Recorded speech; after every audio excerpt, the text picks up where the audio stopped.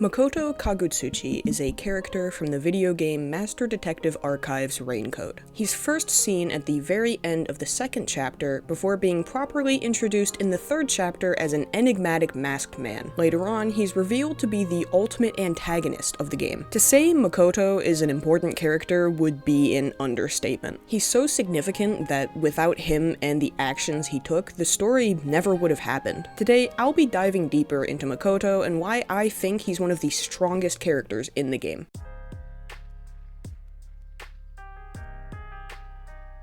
Makoto's name is the same in English as it is in Japanese. Granted, this is true for most of the characters in Raincode. In Japanese, though, his name is written in katakana, which is a writing system that is typically used to write out foreign loanwords. Katakana by itself gives us little to work with in terms of figuring out if Makoto's name carries any significance. But that doesn't mean we have to just stop there. For one, if you're familiar with Danganronpa, which many players of Raincode probably are, you've likely noticed something. Makoto shares his first name with Makoto Naegi, the protagonist of Trigger Happy Havoc, the first Danganronpa game. Naegi's name is not written in katakana, but instead with a kanji that can be taken to mean truth, reality, fact, honesty, or sincerity. Considering Danganronpa and Raincode have the same creators, it's hard to think that Kagutsuchi and Naegi having the same name is just a coincidence. In the absence of any other leads, the kanji used for Naegi's name is the best lead we have for determining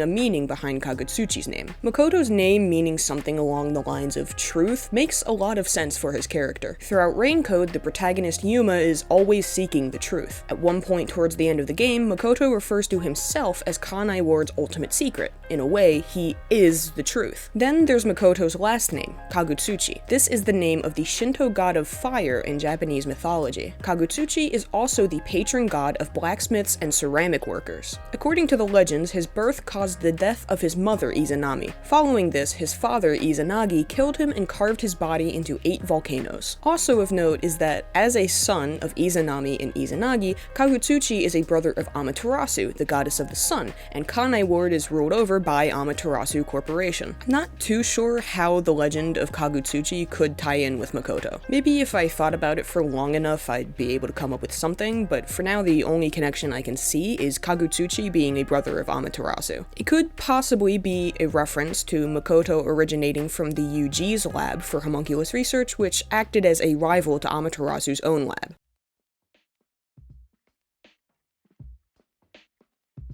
Like their name, a design can say a lot about a character. Makoto's design and appearance can give us a little bit of insight about him. First, and most obviously, there's the mask. From the moment he's introduced until right at the very end of the game, Makoto wears a mask that obscures his face. When a character wears a mask, it gives off a feeling of mystery and intrigue. Masks are meant to hide things, so a character that wears one may not be hiding just their face. Besides the mask, another notable element of Makoto's design is his suit. The entire thing is purple with a bit of a floral design. The color purple is often used to symbolize wealth and luxury, which makes sense because Makoto is the CEO of Amaterasu. Purple can also be used to add an air of mystery, which just contributes to the many questions one might have about Makoto and who he is. Next, the tie is a pretty minor detail of Makoto's design, but since I think color symbolism is interesting, I'm gonna mention it anyway. His tie is blue, which is a color that can often be used to represent peace, stability, and harmony. While it's hard to say Makoto himself is truly at peace with, well, anything, this could represent what he wishes for Kanai Ward. Finally, Makoto's height is not insignificant. He stands at 4 feet and 11 inches, which is exactly the same height as Yuma, the protagonist. Most other characters are staggeringly taller than Yuma. Most of the other detectives are almost a foot taller than him at the least, with the exception of Desuhiko. So for Makoto to be the exact same height implies early on that there might be a connection between the two.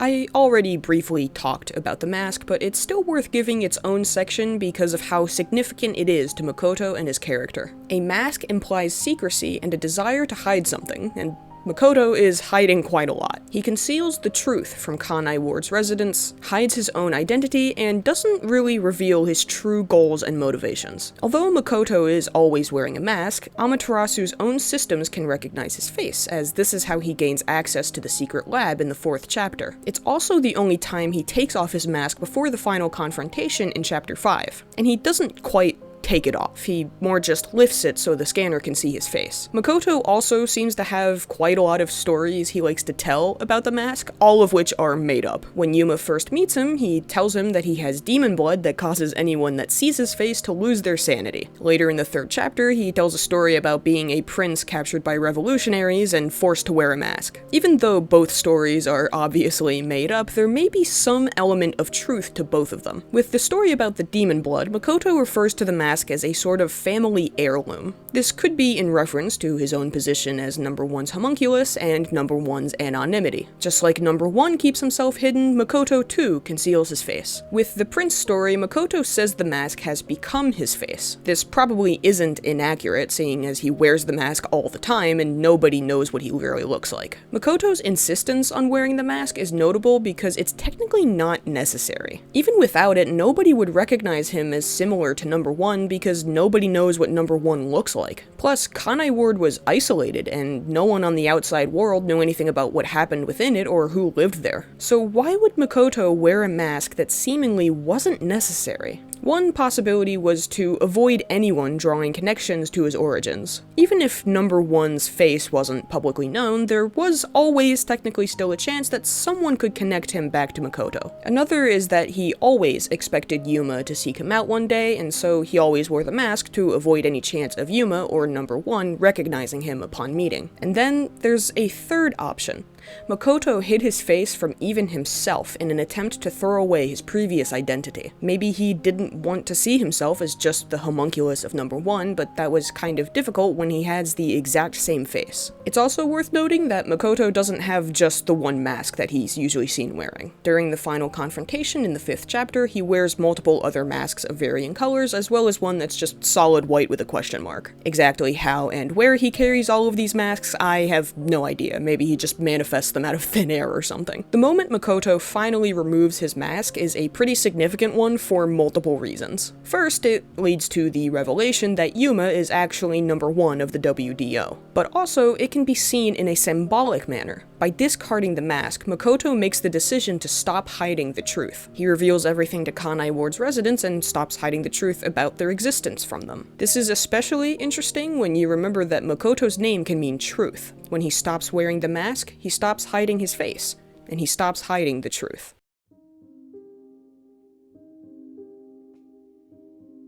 Makoto's position as the CEO of Amaterasu isn't revealed until the end of the 3rd chapter. In fact, he doesn't even reveal it himself. It's dialogue from Yomi Hellsmile that exposes it. It's clear that Makoto's position as CEO is not widely known, because even Chief Yako Furio, who is a Kanai Ward native, was unaware of it. Makoto seems pretty indifferent towards the position. He really only uses it as a way to watch over and protect Kanai Ward. He became CEO by preventing the UG's planned occupation of Kanai Ward. He knew the UG would have steamrolled the city and destroyed everything in an attempt to hide the homunculi. He struck a deal with the previous CEO, and when he managed to stop the UG's occupation, that deal resulted in him becoming the CEO. It's worth noting that becoming CEO was not Makoto's primary goal. He wasn't out for power or anything like that. He just wanted to protect Kanai Ward, and becoming the CEO of Amaterasu, who controlled just about everything in the city, was the best way for him to do that. However, Makoto's sudden rise to CEO caused a lot of resentment from Yomi, who was previously slated to become the next CEO. Yomi despises Makoto for having a position that he feels he should have instead. He's constantly hostile towards Makoto because of this, but in response, Makoto is always just polite and friendly. Despite the hostility, though, Yomi never extends his power so far as to actually harm Makoto. As CEO, Makoto has a lot of authority and power within Amaterasu. He's even able to stop the execution of Martina Electro, which was ordered by Yomi. However, he's not powerful enough to disband the Peacekeepers or stop Yomi himself. Were he to try to dismiss Yomi from his position, it's very unlikely that Yomi would just listen to him. Makoto leads and directs the transportation of bodies in Kanai Kanai Ward. He has corpses moved to the restricted area. Because the residents of Kanai Ward are defective homunculi, when they reanimate after death, they lose intelligence and pretty much become zombies. He probably dislikes having to deal with the bodies in this way, but it's the best option because there's no way to heal or cure the zombified homunculi. Keeping them away from the rest of the city is the only way to protect the other residents.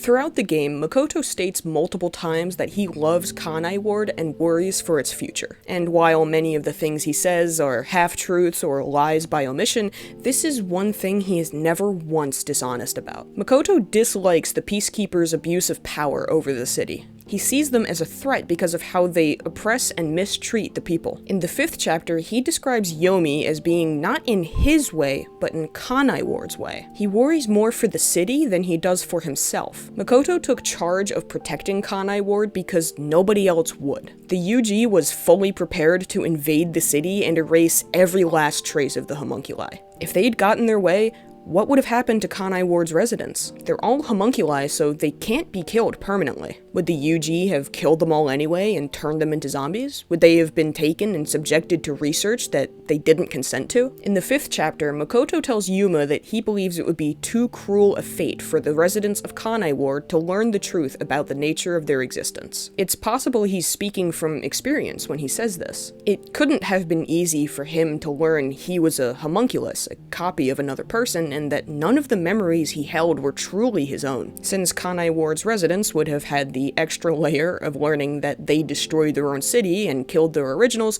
it's not hard to understand why Makoto wanted to spare them from this knowledge. As the CEO of Amaterasu, Makoto did everything he could for Kanai Ward. Anything to keep it safe and spare the residents from knowing the truth. He created artificial rain clouds to block out the sun and prevent it from harming the residents. He lied about the presence of chemicals in the rain and the water to cover up the truth about the pink blood. He influenced Yako to hire Fink the slaughter artist, taking advantage of the plan to kill Dr. Huesca so he could remove Yomi from power for good. And most of all, Makoto took advantage of the WDO to keep Kanai Ward's residents fed. Since he's a homunculus of number 1, he was able to pose as him to gain information on irredeemable criminals. The way I interpret it, he gathered information on horrible mysteries, solved them on his own, and then used the criminals responsible as a food source. The residents needed to consume human flesh in order to survive, so the criminals were turned into meat buns. For 3 years, Makoto sacrificed his own well-being and sense of morality for the sake of Kanai Ward. He hated the decisions he had to make. His own actions resulted in built-up guilt and regret that took a serious toll on him. Makoto knew he couldn't hide the truth forever, and he says as much during the final confrontation with Yuma. During that fight, he gradually breaks down and reveals how helpless he feels. He says he can't take it anymore and pleads for someone to help him. In the end, Yuma suggests that Kanai Ward's residents be allowed to know the truth and choose a path forward for themselves. Although initially uncertain of this solution, Makoto eventually agrees and follows through with it. He trusts Kanai Ward's residents to choose what is best for them. Makoto isn't actually seen in the epilogue, but it still reveals a few things about him. It's mentioned that he tried to step down as Amaterasu CEO, but the residents of Kanai Ward stopped that because they chose to trust him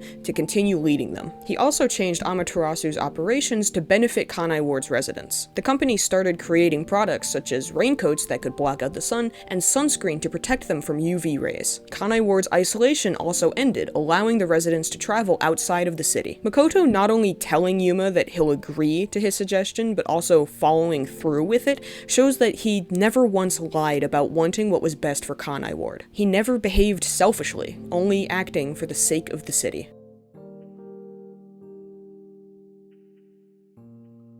One of the big reveals of the story is that Makoto is a homunculus. Specifically, he is a homunculus made from the DNA of the WDO's number 1, and he was created in the UG's own research lab. Makoto is referred to as a perfect homunculus. He doesn't share the Kanai Ward residents' weakness to sunlight, being perfectly capable of standing in it without being harmed by it. It's possible he also doesn't need to consume human flesh to survive. When talking about the source of Kanai Ward's meat buns, he only ever talks about providing for the residents and makes no mention of himself. Additionally, since he's a perfect homunculus, he likely wouldn't lose his intelligence when reviving after death. After being created, he eventually learned the nature of his own existence and escaped from the research facility. He rejected any plans and intentions the UG might have had for him. He strongly believes in the personhood of homunculi, even if they aren't human. To him, the homunculi don't deserve to live any less than humans. The violence and loss of intelligence that the defective homunculi can display can be easily controlled and prevented, so he doesn't think they deserve to be punished or destroyed because of their nature. Upon becoming CEO of Amaterasu, the very first thing Makoto did was shut down any homunculus research. This, of course, drew complaints from Yomi and Dr. Weska. He didn't want any more defective homunculi to be created, and he probably also saw the research as unethical in the first place. Such research would inevitably see homunculi as nothing more than products or experiments, which would go against Makoto's notion that they're entire people deserving of life and autonomy. Makoto sees Kanai Ward as the only place that the homunculi can exist in peace. He saw for himself how hostile the outside world could be with the UG's plan to destroy the city and erase the homunculi. And even if he's not the type to focus on himself,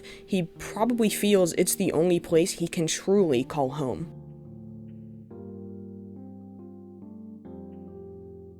Makoto shares a lot of similarities with Yuma due to being a homunculus created from his DNA. They have the same face, they both possess the coalescence forte, and at least at first they shared the belief in a perfect solution for every problem. Initially, Makoto tried to hold on to that belief, the idea that there is always a perfect solution, a way to resolve a problem that makes everyone happy. But when it came to Kanai Ward, as much as he tried, he just could never find that perfect solution. A perfect solution, in theory, would have allowed Kanai Ward's residents to exist in the world without violence or persecution. But that was impossible as long as the UG was willing to destroy the city to cover up their own unethical research. Because of this, Makoto threw away his belief in a perfect solution and opted for the next best alternative. He prioritized Kanai Ward and its people, taking any measures necessary to ensure that it was safe. This included blackmailing the UG into complying with Kanai Ward's isolation, using criminals as a food source, and creating the artificial rain clouds. It's this discarding of his belief that ultimately brings him into conflict with Yuma, who believes that solving mysteries and exposing the truth will always lead to a perfect solution. Makoto serves to challenge this belief, and even Yuma struggles to think of an answer. He's forced to question the motto that's guided him so far. In the end, Yuma realizes he can't find the perfect solution for Kanai Ward because it shouldn't be up to him. He believes it shouldn't be left to Makoto either, but instead left up to the people of the city. After the confrontation, Yuma guesses that Makoto wanted to be stopped from the beginning. Makoto denies this and says he doesn't fight to lose, but most signs point to him being utterly exhausted and burdened with guilt. This heavy guilt could have twisted his self-perception. He saw himself as an evil person and even tried to portray himself as such with the claim that he blew up the WDO headquarters,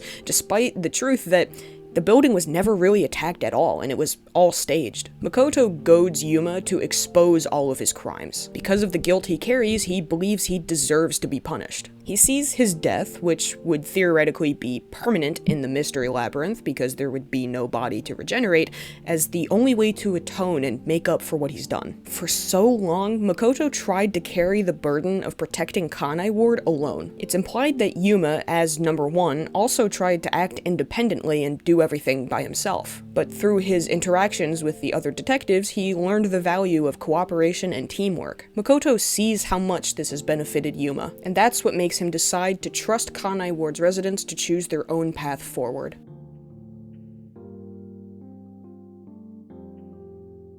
Makoto is a fantastic antagonist, and I think he kind of subverts expectations in a way. For most of the game, Yomi is the main bad guy. He's so obviously evil and selfish and only in it for himself that when he's removed at the end of Chapter 4 and Makoto emerges as the main antagonist, you kind of have to wonder how he's going to end up being worse than Yomi. And then he just isn't. Without a doubt, Makoto is an antagonist. He stands in Yuma's way and acts against him. He sees him as a threat to Kanai Ward, and he forces him to question his belief in a perfect solution. But Makoto is not a villain. As an archetype, villains typically have evil goals and selfish motivations. Makoto's actions and motivations are not selfish or malicious. If anything, they come at his detriment. He feels heavy guilt and remorse for what he's had to do, and none of it was even for him. It was all for the sake of Kanai Ward. I loved playing Raincoat, and when I first finished the game, I truly did not think that Makoto would be the character spinning around in my brain 24/7, but here we are. He's easily one of my favorite characters from the game, so I really hope you enjoyed this discussion and analysis. Thanks for watching, and I'll see you next time.